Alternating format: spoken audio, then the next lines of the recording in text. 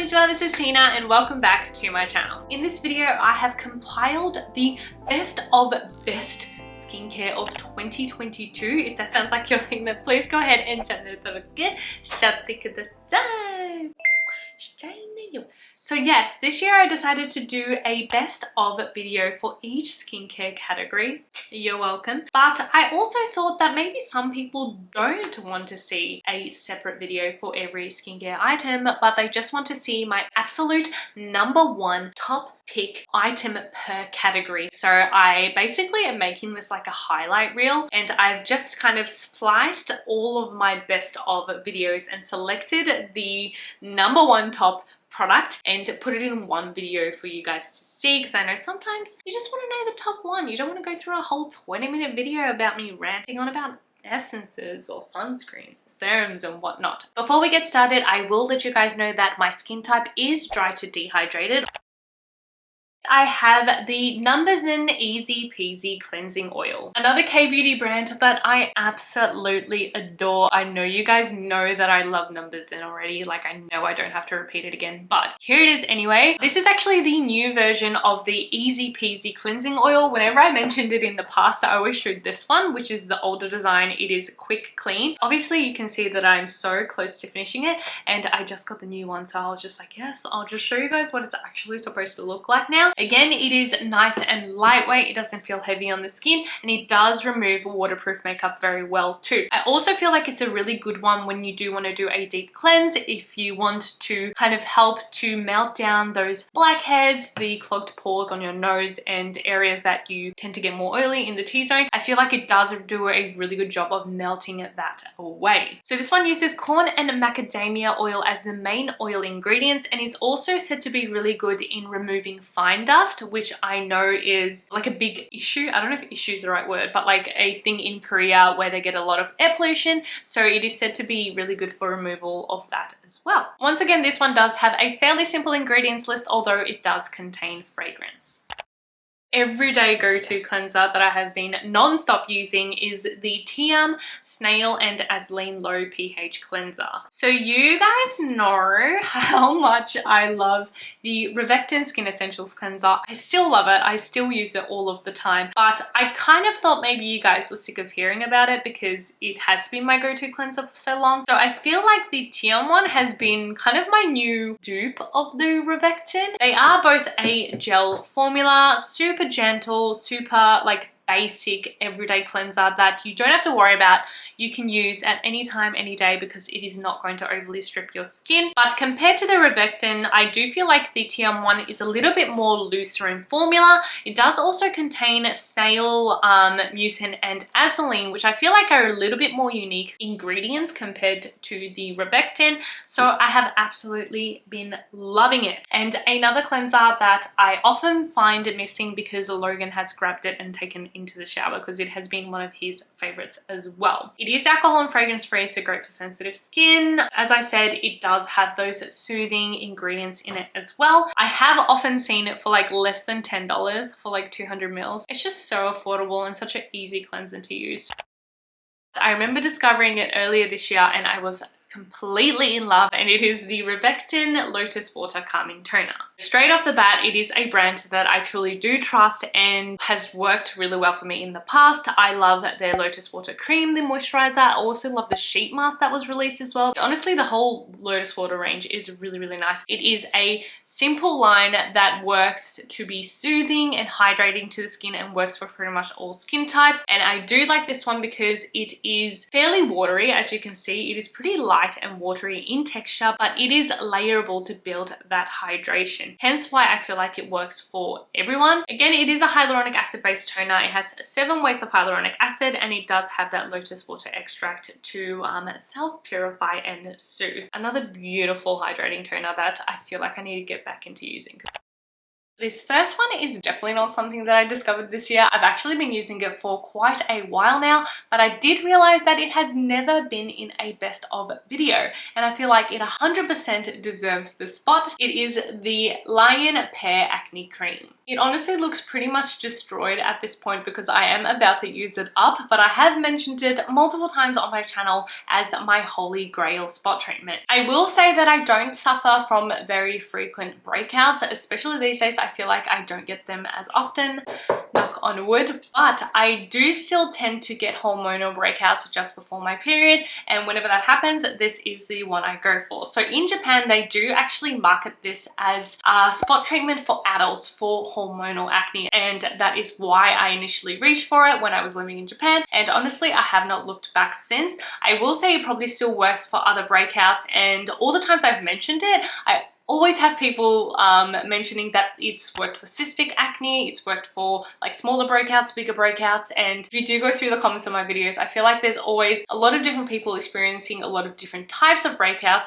and say that this has worked. Now, that doesn't mean that I can guarantee it's going to work for you, but it is a pretty affordable option, and also like such an elegant formula for a spot treatment that I definitely want you to try it out. So the two main ingredients are ibuprofen piconol, ibuprofen piconol, and isopropyl methylphenol, isopropyl methylphenol, or something along those lines. Basically, they are antibacterial and anti-inflammatory, so they're going to treat while also kind of lessening that inflammatory condition of your breakouts. And as I said, the formula is just super elegant for a pimple cream. I feel like all the other ones I've tried in the past, they're either really drying or really thick or even really opaque, like leave some sort of like a white tint on your skin. But this one is just such a light lotion that just melts away on your skin and just blends out so easily. So I can use it any time of day, underneath makeup. It really doesn't matter. I can use it like literally whenever, wherever, and that is one of the reasons, if not main reason, to why I keep coming back to it. So yes, if you haven't tried it already, please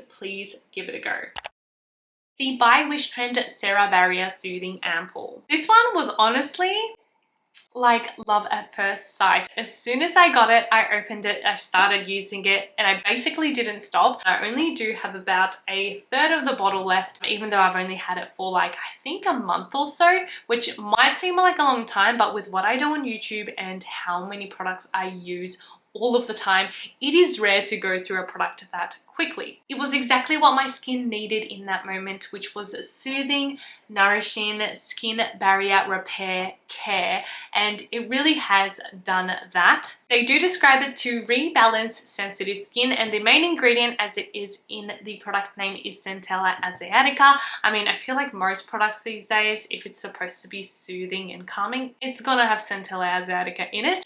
It also does include ceramides as well as squalane and peptides, all ingredients that are going to help nourish your skin, but also to help strengthen that skin barrier again. They describe it as a lightweight, milky cloud texture. And let me tell you, I kind of noticed something after I released a video somewhat recently on emulsions, which are lightweight moisturizers that are really popular in Japanese skincare as well as some Korean skincare. And I feel like this serum might basically be an emulsion. It has that kind of milky, creamy texture. It feels like a lightweight moisturizer on the skin.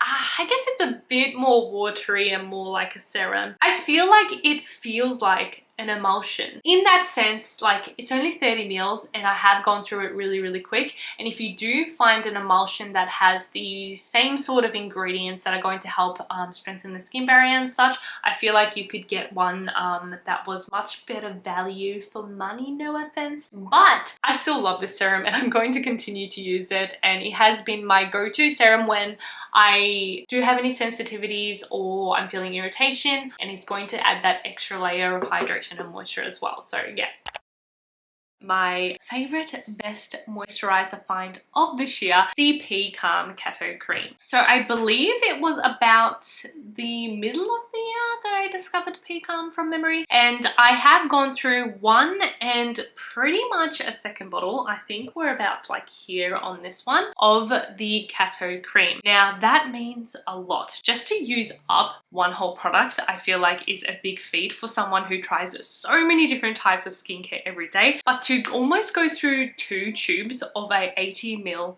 bottle in 6 months or so, like, I love this stuff. So the main kind of focus of this moisturizer is to repair a damaged skin barrier, which I feel like is something that we could all use these days. But I did realize that a lot of moisturizers that are for barrier repairing tend to be quite thick in texture, which I do have dry skin, but I'm very, very fussy with textures and kind of user experience of products, and I do find some of those moisturizers just a little bit hard to work with sometimes. Whereas the P.CALM Cato cream, the texture is like, I don't know, it's this most beautiful kind of light cream texture that is not too thick yet not too thin, that really does hug your skin, protect it without feeling heavy, and I think that's the reason why I love it. The texture is just immaculate, and the formula does have ceramides, cholesterol, and fatty acids, basically all of those good stuff that is going to help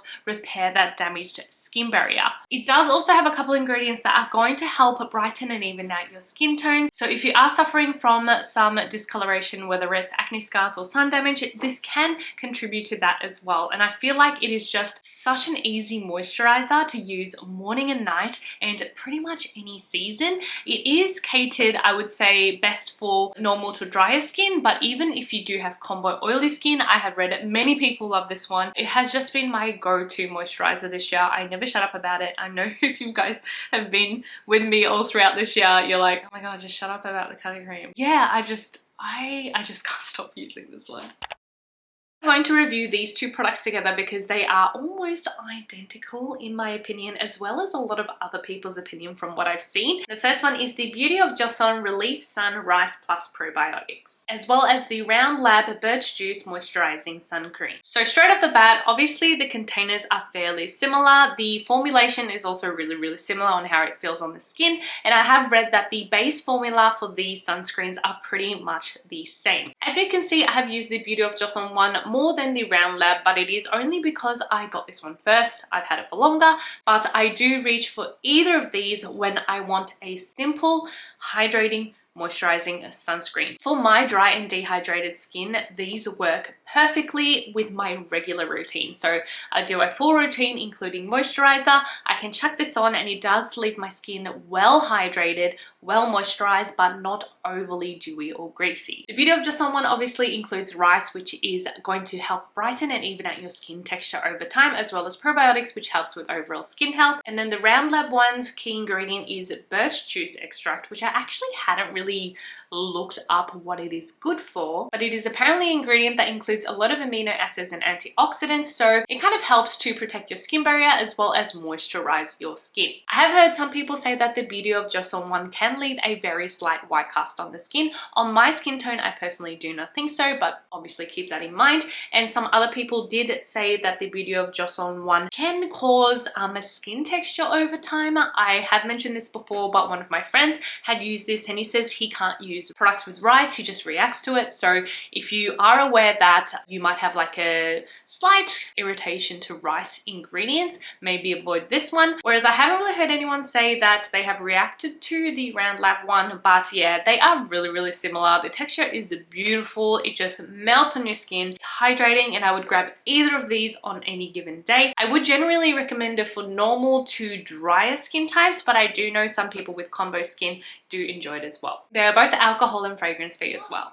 There you have it. Honestly, it was so hard to decide just one product to be my #1, but you know, only the best for you guys, so I really do hope you enjoyed it. Please make sure you check out another one of my videos, and I'll see you guys in the next one. Bye.